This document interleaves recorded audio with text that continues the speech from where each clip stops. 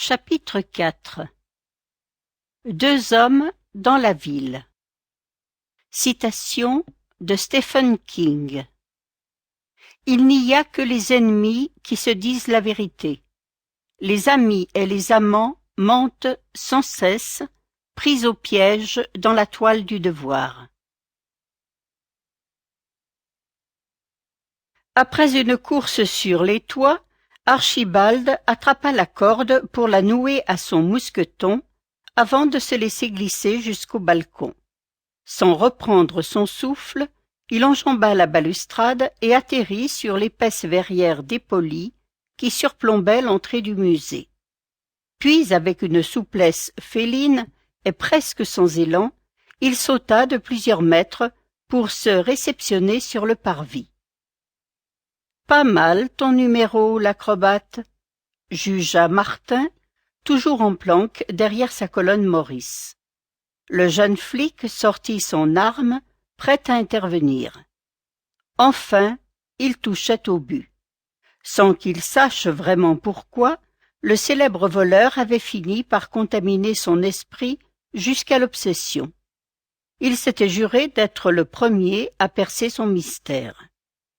Malgré le manque de renseignements sur Macklin, il avait essayé de dresser son portrait psychologique, s'efforçant de penser comme lui pour anticiper et comprendre sa logique. Ce n'était pas de la fascination, c'était autre chose, une curiosité insatiable, doublée d'un lien invisible reliant deux joueurs d'échecs. Celui qui unissait Broussard et Messrine, Roger Borniche et Émile Buisson, Clarice Sterling et Hannibal Lecter. Bon, arrête ton délire, sors de ta cachette et coffre-le. Pourtant, malgré les injonctions de son esprit, Martin restait figé, spectateur passif d'un film dont il n'était pas le héros. À présent que sa traque allait aboutir, il ressentait un drôle de vide au creux du ventre. D'où venait cette hésitation? Pourquoi ce besoin, cette envie malsaine de jouer au chat et à la souris? Pour faire durer le plaisir? Archibald, lui, ne perdait pas de temps. Vif comme l'éclair, il disparut un bref instant derrière le kiosque à journaux de la rue de la Légion d'honneur pour en ressortir métamorphosé. Il avait troqué sa tenue de camouflage contre une veste claire et un pantalon de toile. Sa maîtrise du travestissement n'est pas une légende, pensa Martin. Plus que son nouvel accoutrement, c'était l'allure même du voleur qui semblait différente, plus lourde et plus courbée, comme si Archibald avait pris 10 ans en 10 secondes. Mais le plus surprenant restait à venir. C'est du délire! À la lueur de l'éclairage public, le jeune flic observait le voleur en train d'enfourcher un Vélib, l'un des 20 000 vélos en libre service que la municipalité mettait à la disposition des touristes et des Parisiens. En quelques mois, la silhouette massive du deux roues couleur gris souris s'était imposée comme l'une des icônes des rues de la capitale. Apparemment, Macklin devait l'apprécier, même s'il en faisait un usage bien particulier, en ayant pris soin de cadenasser son engin à un réverbère avant de grimper sur le toit du musée. Alors qu'un concert de sirènes annonçait l'arrivée des flics du commissariat du 7e, Archibald avait déjà rejoint le quai Anatole France. Martin hésita à prendre sa voiture, puis il y renonça. Avec le jeune capitaine dans son sillage, Archibald remonta le long de la Seine, tournant le dos à l'Assemblée nationale et pédalant vers l'île de la Cité. Les 3 voitures de flics s'arrêtèrent place Henri de Monterland, juste devant l'entrée du musée, débarquant une dizaine d'agents en uniforme qui s'engouffrèrent comme un seul homme par l'entrée principale. Pas une seconde, ils ne se doutèrent que le cycliste qu'ils avaient croisé quelques instants plus tôt était l'homme qu'ils étaient venus arrêter. Totalement pris de court, Martin s'interrogeait sur la marche à suivre.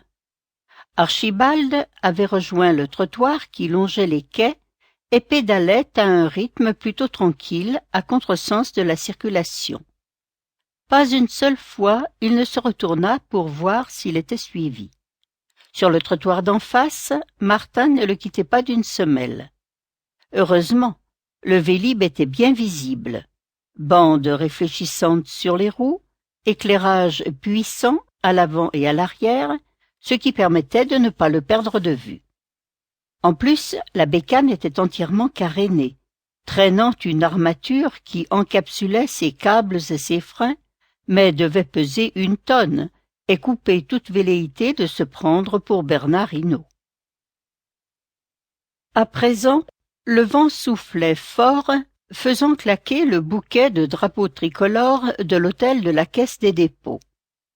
Martin était tendu, mais il avait la situation sous contrôle.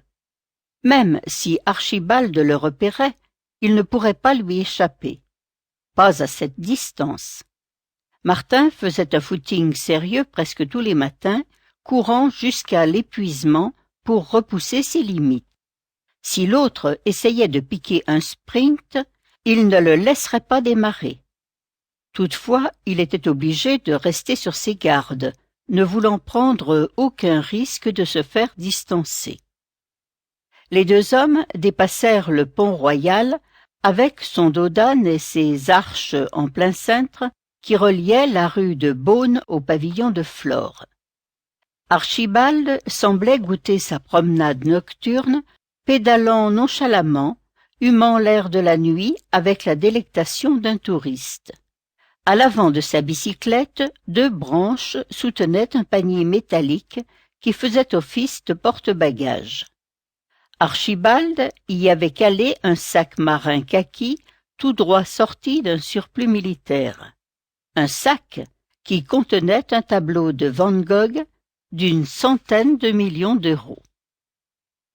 Quai Voltaire, il se paya le luxe de ralentir encore son allure, flânant devant les galeries, les librairies d'art et les vitrines des antiquaires chics. « C'est ça, joue les touristes à présent », soupira Martin.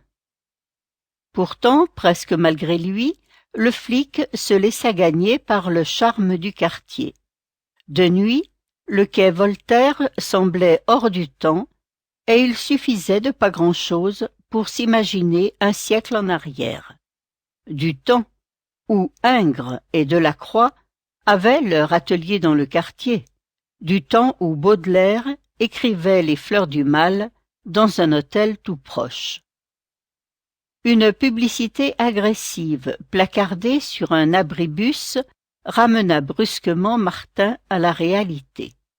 Archibald roulait maintenant devant les boîtes métalliques des bouquinistes. Certaines avaient été récemment taguées et la teneur des messages ne volait pas bien haut.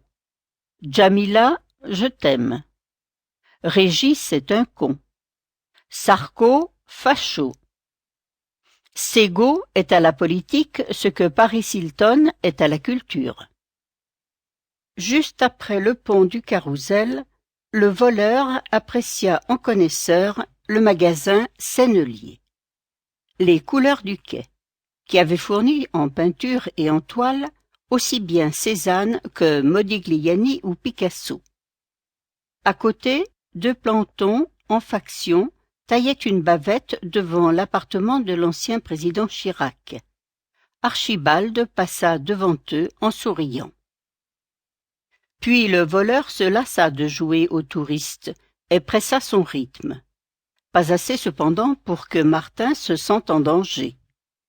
Les lampadaires étaient nombreux sur cette portion de rue. Alors que la passerelle métallique du pont des Arts se dessinait à l'horizon, la circulation sembla se ranimer lorsque plusieurs taxis déboulèrent à toute vitesse dans le couloir de bus. Côté Seine, 2 employés d'entretien nettoyaient le pont d'une longue péniche aménagée en restaurant.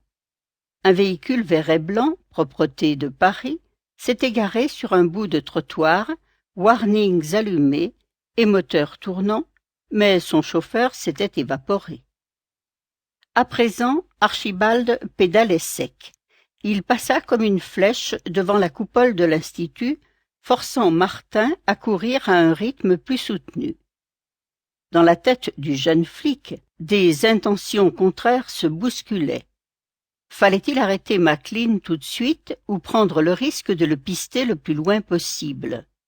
Car même avec Archibald sous les verrous, rien ne garantissait que l'on puisse un jour dénicher son fabuleux butin et récupérer les dizaines de toiles sur lesquelles il avait fait main basse. Une image traversa la tête du jeune flic, celle de l'Aiguille Creuse, la cachette mythique d'Arsène Lupin, aménagée dans les falaises d'Étretat, dans laquelle était entreposé son trésor. La Joconde, les plus grands Botticelli, les Rembrandt les plus sombres. À coup sûr, la caverne de McLean ne devait rien avoir à lui envier. C'est moi qui l'ai trouvé. Je suis plus fort que lui. Je peux l'arrêter n'importe quand. Sous les arbres touffus du quai de Conty, Archibald adopta un rythme plus lent, ce qui n'était pas pour déplaire à Martin. Une voiture de police patrouillait sur les quais, non loin de la vedette des sapeurs-pompiers, mais elle traquait davantage les SDF que les cambrioleurs. Archibald ne leva même pas un sourcil et poursuivit sa balade vers l'île de la Cité. Lorsque la silhouette du Pont-Neuf se découpa à l'horizon, Martin se posa pour la première fois la question. Dans cette chasse à l'homme, était-il certain de ne pas jouer le rôle de la proie?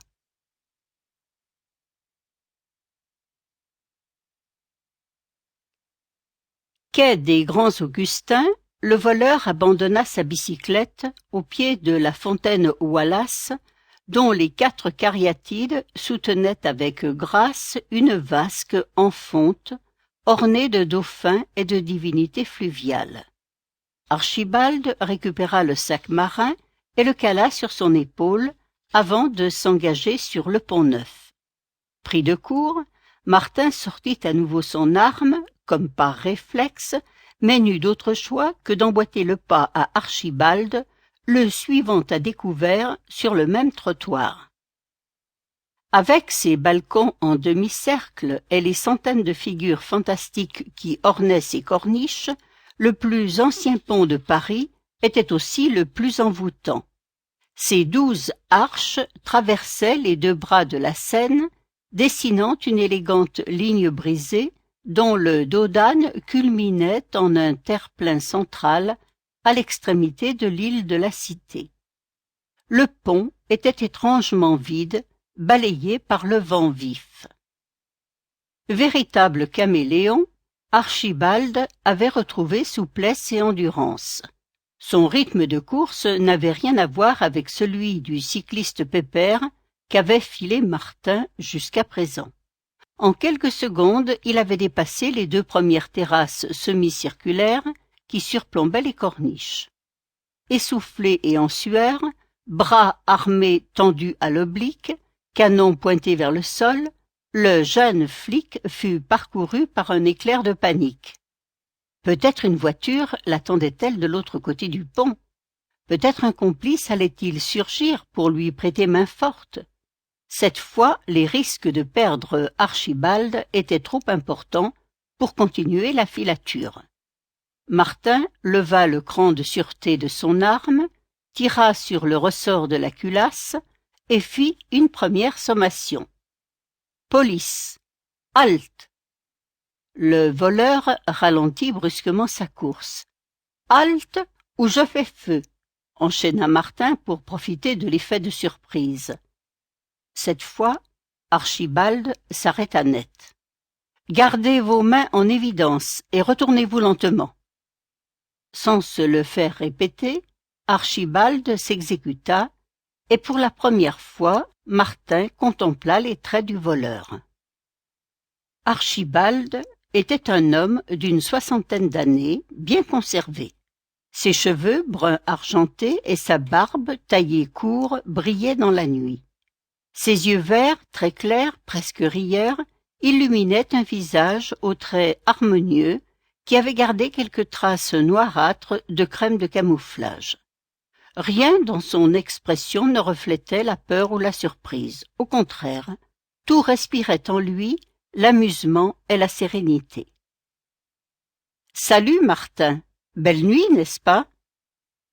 Le jeune flic sentit son sang se glacer. « Putain, comment sait-il qui je suis ?»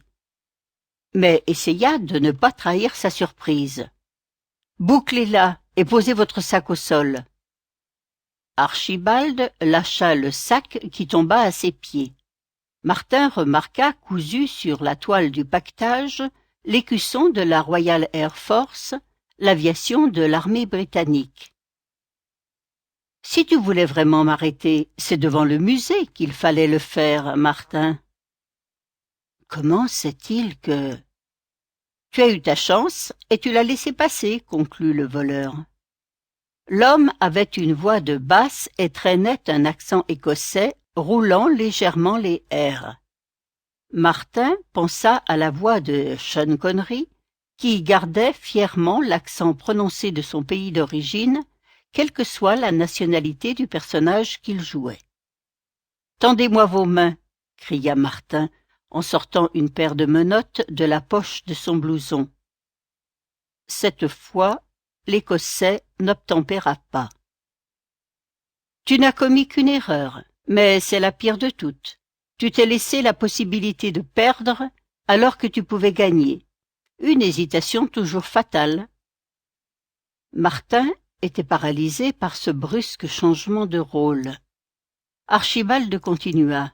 « Les perdants sont toujours battus par eux-mêmes, pas par leurs adversaires.